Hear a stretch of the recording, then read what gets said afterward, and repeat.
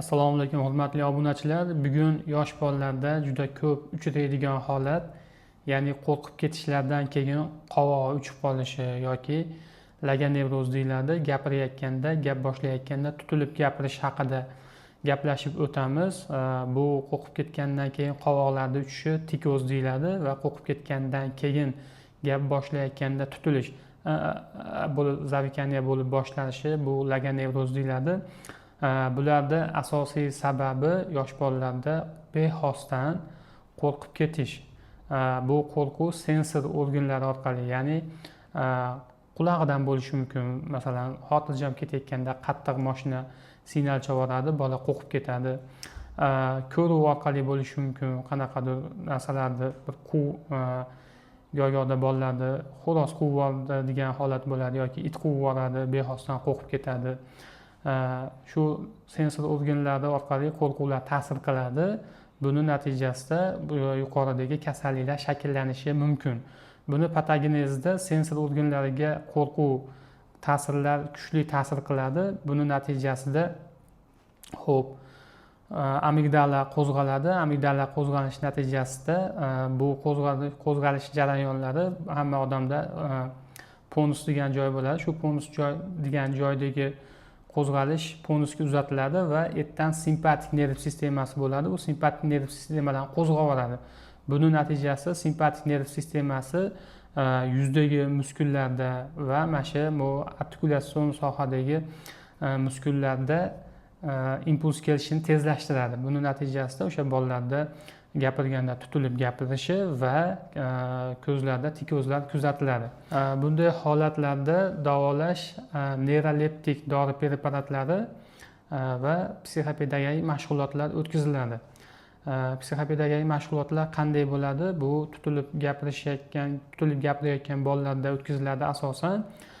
Shu tutilib gapirishi miyada qancha ko'p takrorlansa, shuncha miyada refleks bo'lib qoladi.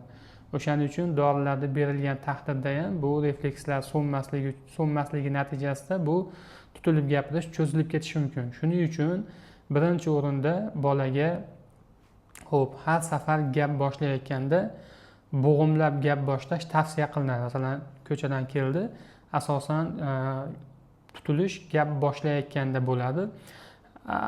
Agar men keldim deyishi mumkin, shunda bolani xotirjam qilish, shashilma, xotirjam bo'lgin deb, men keldim deb gaplarni bo'g'imlab boshlashga o'rgatish kerak. Birinchi qilinadigan ish.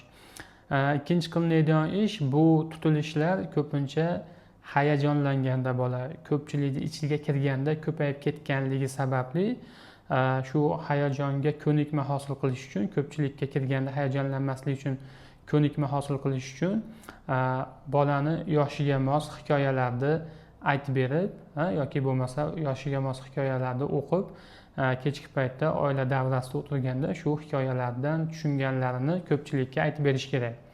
Ko'pchilikka kunda aytib beradigan bo'lsa, har xil hikoyalarni aytib berishni boshlasa, ko'pchilikka kirganda ham ko'nikma hosil bo'ladi, bola uncha hayajonlanmaydi va buning natijasida tutilish ancha kamayadi.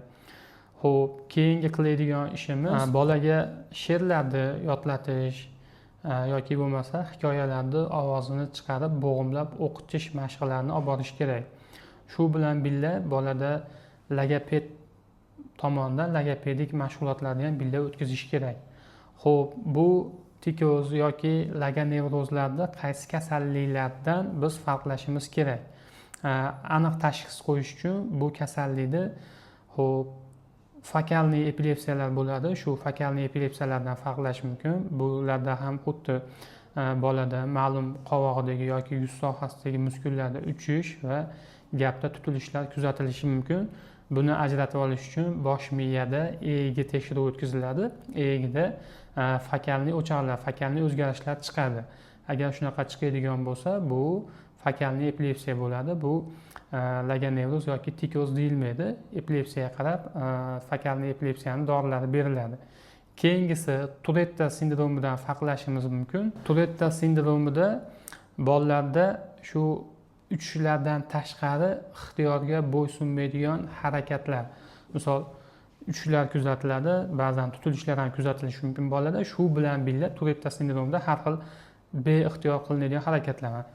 qo'lini qimillatishi mumkin yoki har xil o'zi ixtiyoriga bo'ysunmagan holatda qiliqlar qilishi mumkin. Bir xillar qiliq qilishi mumkin, bir xillar har xil qo'lini ko'rsatib, har xil qo'li bilan uyatli qiliqlar ham qilishi mumkin. Bu Turetta sindromi bo'ladi. Xo'p, keyingi farqlaydigan kasalligimiz Startler sindromi bo'ladi. Bu Startler sindromi ham qo'rqib ketishlardan keyin kuzatilishi mumkin. Farqi bu Startler sindromida butun tanada, katta muskullarda ham, katta mushaklarda ham, qo'l, boldir, son mushaklarda ham uchish mumkin. Tikozda esa ma'lum sohadagi, masalan, qovoq atrofidagi shu ma'lum muskullarda o'zida uchish bo'ladi, xolos. Keyin Startler sindromida uchishlar ma'lum soniya, juda qisqa davom etadi. Ko'pincha bu ham o'sha qo'rqishlardan keyin bo'ladi. Tikozda ham ma'lum soniya, lekin kun davomida takrorlanishi mumkin. Startler sindromida kunda bir marta bo'lishi mumkin, bir marta. Tikozlarda kun davomida ma'lum soniya qisqa, lekin 1-2 marta takrorlanishi mumkin. Uchishlar kuzatilishi mumkin, kun davomida takror kuzatilishi mumkin. Shular bilan, shu belgilar bilan Startler sindromidan ajratamiz. Bu kasallikda yana blefarospazm, paroksimal diskineziya, biakloniya va boshqa kasalliklardan farqlash kerak bo'ladi, diagnostika qilinadi. Agar sizni farzandingizda ham shunga o'xshash holatlar kuzatilayotgan bo'lsa, bizga murojaat qiling. Biz qo'ldan kelgancha yordam berishga tayyormiz.